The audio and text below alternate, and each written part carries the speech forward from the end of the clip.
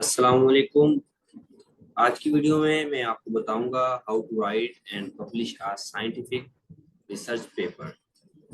आप देख रहे हैं ए टू जी इन्फो। आपको पता है कि इस चैनल पर आपको ए टू जी इन्फो चैनल पर गवर्नमेंट जॉब्स देखें, गवर्नमेंट जॉब से रिलेटेड, साइंटिफिक लिटरेचर से रिलेटेड, या जो भी जॉब्स प्राइवेट इंडस्ट्रीज या बड़े बैंकिंग वगैरह में आते हैं उनसे रिलेटेड, या सीवी बनाने के रिलेटेड, या फॉरेन स्कॉलरशिप्स के रिलेटेड, इन सब से ये इस चैनल पे आपको सारी चीज़ें मिलेंगी ए टू जी इन्फो के ऊपर। तो इस चैनल को सब्सक्राइब करें और दोस्तों के साथ शेयर भी करें। तो आज मैं इसमें जो आपको बनाने लगा हूँ वो ये है कि आप कैसे रिसर्च पेपर को लिखते हैं, पब्लिश करते हैं। तो ये एक बुक है जो इसका 8th एडिशन है, बारबरा गैस्चल एंड रॉबर्ट एडे की लिखी हुई ये बुक है। तो बहुत बड़ी बुक है, how to write and publish a scientific paper. इन्होंने बेसिक थिंग्स जो है ना इनकी इसमें इस बुक में डिस्कस की हैं। तो उनसे मैंने कुछ खुलासा लिया है मेन मेन पॉइंट्स का, क्योंकि पूरी बुक को समराइज करना बहुत मुश्किल है। मैं इसके टेबल ऑफ कंटेंट्स आपको दिखा देता हूँ। इस बुक के 340 प्लस पेजेस हैं इस बुक में। तो आप इसके जो है ना कंटेंट्स देख लें एक दफ़ा इस बुक के, फिर हम आपको बताते हैं कि भाई आपने मेन मेन कौन कौन से पॉइंट्स हैं जिनको डिस्कस करना ज़रूरी होता है। तो सम प्रिलिमिनरीज जो कि बेसिक्स हैं पेपर के लिए या इन चीज़ों के लिए, वो इसमें बताई हुई हैं। मतलब कि व्हाट इज साइंटिफिक राइटिंग, उसकी बेस बताई हुई है कि इसलिए ज़रूरी है। क्लैरिटी क्या है, क्रिस्टल क्लैरिटी। आपको पता है कि साइंस की बेस है, आप जो बात कर रहे हैं वो क्लियर होनी चाहिए, तो ये लाजमी है। अ, इसकी शायद पीडीएफ में थोड़ा इशू है, तो हम चलते हैं। जो मैंने मेन पॉइंट्स इसके निकाले हुए हैं कुछ रिसर्च पेपर से रिलेटेड, तो उस पर हम डिस्कस करते हैं। वैसे तो बहुत बड़ी बुक है, आपको पढ़नी चाहिए, तो अगर जो इस पे टाइम है किसी के पास तो उसे जरूर पढ़ ले। ये कंटेंट्स हैं इसमें, टोटल चैप्टर आप देख सकते हैं 42 चैप्टर हैं।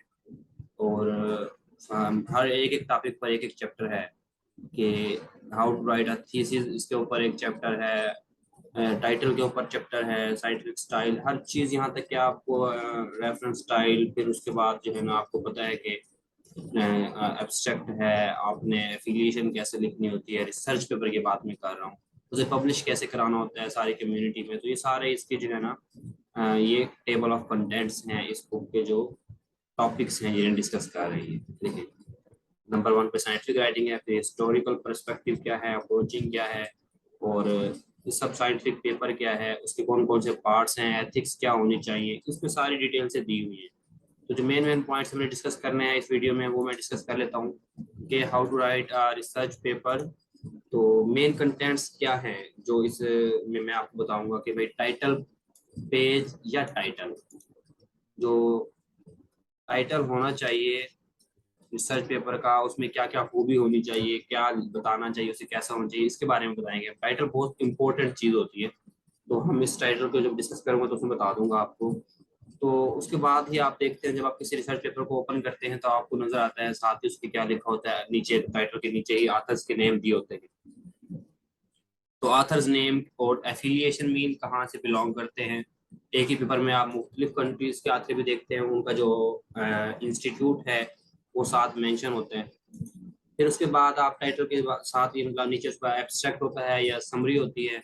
तो एब्स्ट्रैक्ट में कौन कौन सी मेन चीज़ें हमें डिस्कस करनी होती हैं, एब्स्ट्रैक्ट हमारा कैसा होना चाहिए, और मतलब जो 3 या 4 मेन पार्ट्स हैं कोई हमारा मिसिंग तो नहीं है, हम वो चीज़ें इसमें डिस्कस करेंगे थोड़े से।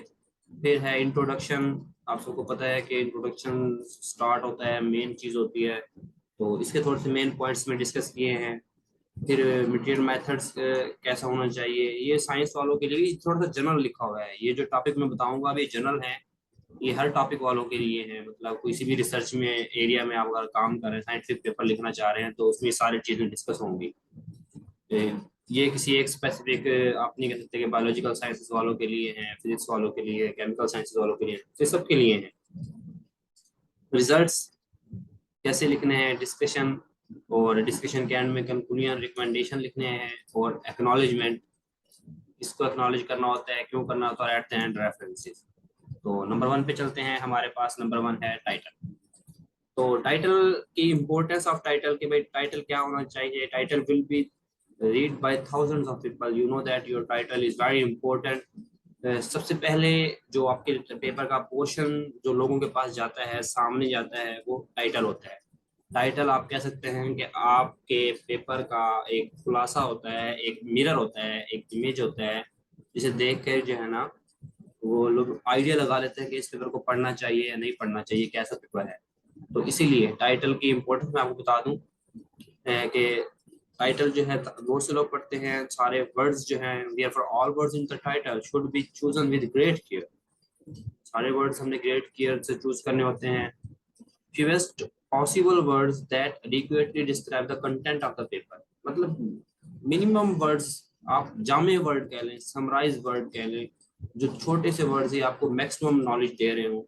आपकी सारी रिसर्च आपके टाइटल के जो है ना ये जो वर्ड्स होते हैं उसके अंदर कवर होनी चाहिए। आप कह लें कि टाइटल जो है ना 100 करेक्टर तक हो, 100 to 150 करेक्टर। करेक्टर मीन एक word A is a character, B is a character. Title में भी थे ये जो मैंने चूज किया है ये बेसिकली 1 2 3 4 5 करेक्टर हैं। अगर ये स्पेस भी एक करेक्टर है इस केस में, मैं इसको लगाकर आपको कह रहा हूँ कि आपका टाइटल 150 करेक्टर तक मतलब हो total. Indexing and abstracting services depends heavily on the accuracy of the title. आपको पता है जो साइंटिफिक नॉलेज थोड़ा रखते हैं, जो रिसर्च पेपर के लिहाज से इस तरह है कि भाई जो हम हमारा टाइटल है को ही देख के लोग जो है ना उसे पेपर में साइट करते हैं। मेन चीज टाइटल है। जैसे टाइटल की इम्पोर्टेंस में थोड़ी सी 3-4 पॉइंट्स तक वीडियो ज्यादा बड़ी ना हो जाए तो बहुत छोटा छोटा करके डिस्कस किया है इसको। Some title tips to keep in mind. अच्छा, टाइटल लिखते हो आपको कौन कौन सी चीजें अपने माइंड में रखनी चाहिए, मैं वो आपको बता रहा हूँ तो देखने। वैसे तो बहुत बड़ा लिखा हुआ तो उस चैप्टर में आपको यहाँ कुछ वर्ड्स पॉइंट्स में मिलेंगे। Write the title after you have written your paper and abstract. ये बहुत इंपॉर्टेंट चीज है। बहुत से लोग टाइटल पहले लिख के बैठ जाते हैं फिर लिखना शुरू कर देते हैं। तो टाइटल आपने जब लिखना है जब आपकी रिसर्च कंप्लीट हो जाए, आपके रिजल्ट आ जाए फिर। लेकिन उससे पहले आपके माइंड में एक टाइटल का सांचा कह लें या एक इमेज होना चाहिए कि टाइटल इस तरह का हो, या आप उसको टेम्परेरी टाइटल कह के आपसे लिख लें। फाइनल टाइटल आपने लिखने के बाद ही करना है जब आप पूरा पेपर लिख लें। Include all essential terms. आपके पेपर में जो जो टर्मिनोलॉजीज यूज हो रही है मेन मेन, आपने जो अगर 3 एस्पेक्ट पे काम किया है, 2 पे काम किया है, तो वो सारे आपने मेंशन करने होंगे। टाइटल को keep it short and to the point. To the point लिखना है, क्रिस्टल क्लैरिटी होनी चाहिए आपके टाइटल में। 16 वर्ड्स आर फ्यूअर होने चाहिए। देखिए इसमें लिखा हुआ भी है, avoid unnecessary jargon and abbreviations. Abbreviation use ना करें। कुछ एब्रिविएशन ऐसे हैं जो आपको पता है लेकिन दुनिया नहीं जानती। आपका रिसर्च पेपर पूरी दुनिया में जाना होता है तो टाइटल में ऐसी चीजों से अवॉइड किया जाता है। तो आप लिखते सिंपल आई आर अपने टाइटल में, किसी को पता ना हो कि आई आर क्या है। अगर आपने साइट रजिस्टर्स को मेंशन करना है तो जो आई आर के मतलब इंटर रिलेशनशिप्स या और दूसरी चीजों के जो हर कोई इसका अपनी माइंड के हिसाब से मीनिंग लेगा। तो इस वजह से वो जो है ना उनको क्या कहेंगे, आप कह सकते हैं कि धोखा भी हो जाएगा एक किस्म का। तो इसलिए टाइटल में हमें एब्रिविएशन नहीं डालने और जैरगन्स ऐसे वर्ड्स को कहते हैं जिनका मतलब कोई मीनिंग ना हो, ऐसे सिंबल्स डाल दें, कोई इशारे डाल दें ऐसे। Use keywords that capture the content of your paper. मैं दोबारा ये बात वही आ गई है कि भैया आपने अपने पेपर के अंदर टाइटल में जो है ना वो वाले कीवर्ड्स यूज करने हैं जो आपके सारे पेपर के कंटेंट को कैप्चर करते हैं। अच्छा जी, ये थी टाइटल की तो इम्पोर्टेंट टिप्स। फिर थी लेंथ ऑफ टाइटल। आपके टाइटल की जो लेंथ है वो कितनी होनी चाहिए। तो सबसे पहले too short and too long are poor title. ना ही बहुत छोटा हो ना ही बहुत ज्यादा लेंथी हो, तो वो पुअर टाइटल। इसमें तो एग्जांपल इस बुक में दी हुई थी कि लाइक जैसे स्टडीज ऑन ब्रूसेला, ये बहुत शॉर्ट टाइटल है। Studies on Brucella, no one understand कि इसमें ब्रूसेला की क्या स्टडी की गई है, किस टॉपिक को स्टडी किया गया है, क्या चीज है क्या नहीं है, कुछ नहीं पता चल रहा है। तो ऐसा मतलब कि इसी तरह on the addition to the method of microscopic research by a new way of producing color construct। तो ये एक बहुत बड़ा टाइटल है, ये भी सही नहीं है। अब लॉन्ग टाइटल में हम मतलब हमें नहीं पता था, हम खुद ब खुद उसमें क्या है वेस्ट वर्ड ऐड कर देते हैं जिनकी जरूरत नहीं होती। इसी तरह often appear right at the start of the title. कुछ वर्ड्स ऐसे आते हैं जैसे कि studies on, investigations on, abbreviations, observation on, तो इनकी जरूरत नहीं होती। आर्टिकल्स की या प्रेपोजिशन कुछ ऐसी जो अननेसेसरी हो, जरूरत ना भी हो, तो वो हमने टाइटल में नहीं देनी होती। टाइटल को स्पेसिफिक होना चाहिए, जनरल नहीं होना चाहिए। तो इसमें कुछ एग्जांपल भी दी हुई है स्पेसिफिक और जनरल के लिहाज से, जैसे action of antibiotics on bacteria. अब आपको पता चल रहा है कि ये action of antibiotics on bacteria general है या स्पेसिफिक है। इसमें किसी बैक्टीरिया का नाम नहीं है, किसी एंटीबायोटिक्स का नाम नहीं है। हाँ, तो जैसे कि एक्शन ऑफ, अब देखें ये जनरल था, हमने कहा कि टाइटल को स्पेसिफिक होना चाहिए, तो इसलिए हम स्पेसिफिक अगर देखें तो ये होगा एक्शन ऑफ स्ट्रेप्टोमाइसिन। आपको पता है स्ट्रेप्टोमाइसिन भी बेसिकली क्या है, ये भी एंटीबायोटिक है। ऑन माइकोबैक्टीरियम ट्यूबरकुलोसिस, ये बैक्टीरिया का नाम है। अब ये सारा क्लियर हो रहा है इसमें, मतलब कि ये बेसिकली क्या है, स्पेसिफिक की तरफ आ गए। टाइटल में आप जीनस और स्पीशीज का नाम भी दें अगर लिविंग थिंग्स के साथ काम कर रहे हैं आप लोग। तो ये था इसकी थोड़ी सी इम्पोर्टेंस ऑफ सिंटैक्स, मतलब वर्ड्स की arrangement, syntax, order of word जो है ना, उसकी क्या इंपॉर्टेंस है। जब आप वर्ड्स को यूज कर रहे हैं टाइटल में या किसी जगह, तो आप उनके वर्ड्स की अरेंजमेंट जो है मैटर करती है, बहुत ज्यादा मैटर करती है। तो उस पर आपने क्या करना है, केयरफुल रहना है। टाइटल आपको पता है कि ये बेसिकली लेबल के तौर पे यूज हो रहा है आपके, तो it normally is not a sentence, ये सेंटेंस नहीं होता। इसमें हम मतलब आप ग्रामर की पूरी ख्याल रखें कि दैट से, जिस तरह हम कह रहे हैं कि ही इज ड्रिंकिंग या टेकिंग टी या कुछ भी मतलब लिखते हैं आप सेंटेंस, जिस तरह हम यूज करते हैं बचपन से पढ़ते आए हैं, तो उस तरह नहीं, सेंटेंस नहीं होता, बेसिकली एक लेबल होता है। तो इसमें आप एंड में डॉट फुल स्टॉप नहीं लगाएं। It is simpler than a sentence, और at least shorter. Sentence simple होगा, शॉर्टर होगा। लेकिन ऑर्डर ऑफ वर्ड्स जो है ना, मैंने अभी कहा था order of words mean syntax, वो वेरी इंपॉर्टेंट है टाइटल के लिए। सिग्निफिकेंस ऑफ द पेपर बताता है टाइटल हमें, रिसर्चर्स की, रीडर्स की हेल्प करता है, जर्नल्स को काम मतलब उसकी भी हेल्प होगी। और इसके बाद है it can be wise to suggest an appropriate running title. अच्छा, रनिंग टाइटल जो है ना, इसके बारे में मैं थोड़ा सा बता दूं आपको। आपने बहुत से रिसर्च आर्टिकल देखे होंगे जिसमें जो है ना, इधर टॉप पर राइट साइड पर जो है ना, हर पेज के ऊपर एक छोटा सा टाइटल चला होता है, जबकि वो मेन टाइटल नहीं होता, लेकिन मेन टाइटल के ही कुछ पॉइंट्स होते हैं, उसे रनिंग टाइटल कहते हैं। Heading title, running title, short running title. तो इसलिए कहते हैं कि ये वाइज है, अक्लमंदी का काम है कि आप रनिंग टाइटल को चूज कर लें। बेसिकली एक कोट मुझे याद आ गई इधर जो है ना, running title it is wise, it can be wise के ऊपर, ये फुलिश जो होते हैं मतलब वो कलेक्ट करते हैं फैक्ट्स को, और जो वाइज मैन होते हैं वो फैक्ट्स को सेलेक्ट करते हैं।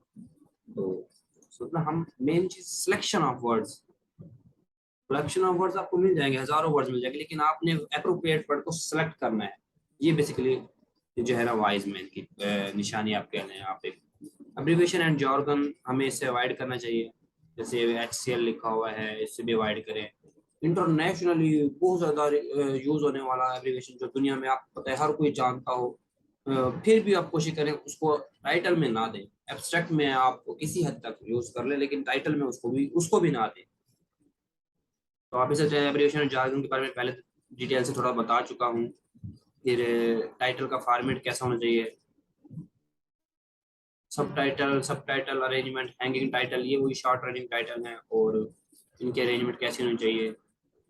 कुछ सीरीज टाइटल, सीरीज पेपर्स होते हैं, तो मैं सोचता हूँ टाइटल के बारे में बहुत ज़्यादा हो गया है, तो अगर जिसने पढ़ना है वो इसमें से पढ़ सकता है। बाकी बुक भी आप नेट से डाउनलोड कर सकते हैं, या आप मुझसे भी ईमेल के जरिए या कमेंट करके आप मुझसे ले सकते हैं। How to list the authors and address. Second number पे टाइटल के नीचे मैंने आपको कहा था कि हमारा क्या था, ऑर्डर ऑफ ऑथर्स था, कि ऑथर्स की अरेंजमेंट कैसे करनी है। मैं आपको जनरली दो पॉइंट बताता चलूंगा जिसमें एक तो ये है कि आपकी मेहनत की बेस पे होता है, किसने जितना काम किया है उसकी बेस पे ऑर्डर ऑफ अरेंजमेंट। और दूसरा, ये बहुत कम लोग इसको, आप अब तो कोई भी मेरे ख्याल से इसको फॉलो नहीं करता, जो लिखा हो कि agree to list their name alphabetically, मतलब अल्फाबेटिकली नाम दे दें भाई, जिसका ए से बनता है वो पहले आ जाए, बी वाला बाद में आ जाए, ऐसा कोई नहीं होता। क्योंकि अब लोग समझते हैं कि आथर की जो ऑर्डर है उसमें नाम की डिमांड है, पहले वाले की ज्यादा है, दूसरे वाले की कम वैल्यू, इस तरह समझते हैं लोग। तो इसी वजह से फिर कोशिश करते हैं कि काम की बुनियाद पे जो है ना हम इसकी डिवीजन करें। और कुछ एथिक्स हैं कि एथिक्स में बताया होगा सारा कि किसको आथर होना चाहिए, किसको नहीं होना चाहिए। तो first author is a person who played the leading role, जिसका लीडिंग रोल है रिसर्च में वो आपका फर्स्ट ऑथर होगा। मे बी रिसर्चर हो, पीएचडी का, बीएससी का, एमफिल का, किसी भी, तो उसका अगर लीडिंग रोल है, उसने रिसर्च कंडक्ट किया और लिखा है, तो उसका होना चाहिए। फिर जिस तरह उनकी कंट्रीब्यूशन डिक्रीज होती जाएगी, उनकी उस पेपर में काम कम होता जाएगा, उस तरह उनका नाम आते जाएंगे। और हेड ऑफ द लेबोरेटरी या सुपरवाइजर कह लें, वो एट द एंड या लास्ट में दिया जाता है। और मतलब इस अकॉर्डिंग टू दिस बुक, मैं इस बुक के अकॉर्डिंग बात कर रहा हूँ, तो इस बुक के आप बाकी थोड़े बहुत ही पढ़ भी सकते हैं। अच्छा, कुछ ऐसा होता है कि कुछ जो है ना लॉन्ड्री लिस्ट अप्रोच को यूज करते हैं। मतलब लेबोरेटरी में जितने भी बंदे काम कर रहे हैं, पेपर पब्लिश हुआ, बेशक उनका काम भी ना हो, उन्होंने काम भी ना किया, लेकिन वो सब के सब क्या करते हैं कि जितने भी बंदे हैं वो जो जिसका भी पेपर होगा उसमें सबके नाम डाल देंगे। तो इसको इधर इस बुक में जो है ना एक लॉन्ड्री लिस्ट अप्रोच की तरह, मतलब कि दो भी घाट पे जिस तरह जो भी काम करो तो बस सारों को एक नाम डाल दे दो। तो ये इससे अवॉइड करना चाहिए कि जो जिसने काम किया उसका नाम डाला जाए। कोलैबोरेटिव रिसर्च जो है ना ये इंक्रीज हो रहा है। मतलब कोलैबोरेटिव रिसर्च आप ये भी कर सकते हैं कि आपने कुछ पोर्शन पाकिस्तान में किया, कुछ सऊदी अरब में किया, कुछ यूरोप में किया, इसमें दूसरे किस तरह हो सकता है, तो उधर आ जाएगा। ये हमारा आथर्स की दो। अब उसके बाद सेकंड नंबर पे थी कि भाई ये आथरशिप की कुछ डेफिनेशन है, किसको आथरशिप देनी चाहिए। बहुत से पेपर में आप देखेंगे उन्होंने जो है ना नीचे लिखा होगा कि भाई किस आथर ने कितना काम किया है, आथर की स्टेटमेंट। उसमें लिखा होता है कि भाई इस आथर ने कंसेप्चुलाइजेशन किया है, इसने डिजाइन किया है, इसने रिसर्च को एग्जीक्यूशन किया है, परफॉर्म किया है एक्सपेरिमेंट को। तो इस सब चीज़ें उसमें बताई हुई हैं, आप ये पढ़ सकते हैं। इसमें मतलब वीडियो को पॉज करके स्टॉप करके ये पढ़ लें थोड़ा सा, अगर पढ़ना चाहते हैं आथर की डेफिनेशन और सब चीज़ें, गुड साइंटिस्ट क्या करते हैं और ये सब चीज़ें। फिर कंट्रीब्यूशन को स्पेसिफिक कर लेते हैं। मतलब आपको वैसे भी जब आप ऑथरशिप लिख रहे होते हैं तो ये एथिक्स है कि आपको इस चीज़ का ख्याल रखना होता है कि जो आप ऑथर बना रहे हैं वो डिजर्व करते हो, ऑथरशिप डिजर्व करते हो, उनका नाम आपने डालना है। प्रॉपर और कंसिस्टेंट फॉर्म, ये भी आप इधर से पढ़ें, middle name, initial name, sir name, आपको पता ही है ये सारा। लिस्टिंग द एड्रेस, अब एफिलिएशन कैसे लिखनी है, आपने देखा होगा कि रिसर्च पेपर्स को जब आप पढ़ रहे होते हैं तो उसमें क्या होता है कि आथर के नाम के आगे स्टार लगाता है स्टेरिक का, और नीचे स्टेरिक लगाकर उसके आगे लिखा होता है कि भाई ये एफिलिएशन इसकी यहाँ से है। ये नंबरिंग होती है, मोस्टली नंबरिंग होती है।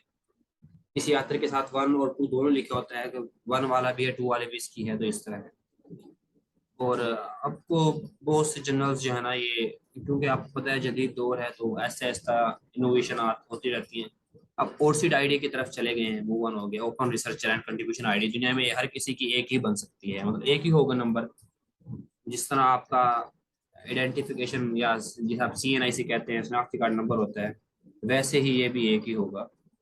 तो ऐसे ही ओरसीड आईडी है, अगर आप जो रिसर्चर हैं पेपर जमा कराना चाह रहे हैं तो बाज जर्नल्स की रिक्वायरमेंट है, लाजमी है, कंपलसरी है ओरसीड आईडी का। एड्रेस का पर्पज ये है कि वो आपसे कांटेक्ट कर सकें, इजीली आपको मिल सके ईमेल के जरिए। उसके बाद definition, defining the order, order define करना है, किसका पहला नाम है फिर दूसरा नाम है। ये इसमें थोड़ा सा बड़ा बताया हुआ है, इसमें कुछ एग्जांपल दी हुई हैं शॉर्ट सी, कोई अच्छी सी एग्जांपल, इसलिए आपके लिए इसमें मैंने लिख ली है। उसके बाद है abstract, how to prepare the abstract. अच्छा, सिर्फ कुछ मेन मेन पॉइंट्स ही हैं, डिस्कस करते हैं जल्दी जल्दी ताकि हम डिस्कशन की तरफ चले जाएं और इसमें मूव ऑन करते हैं। Abstract is a miniature version of the paper. Abstract जो है ना पेपर का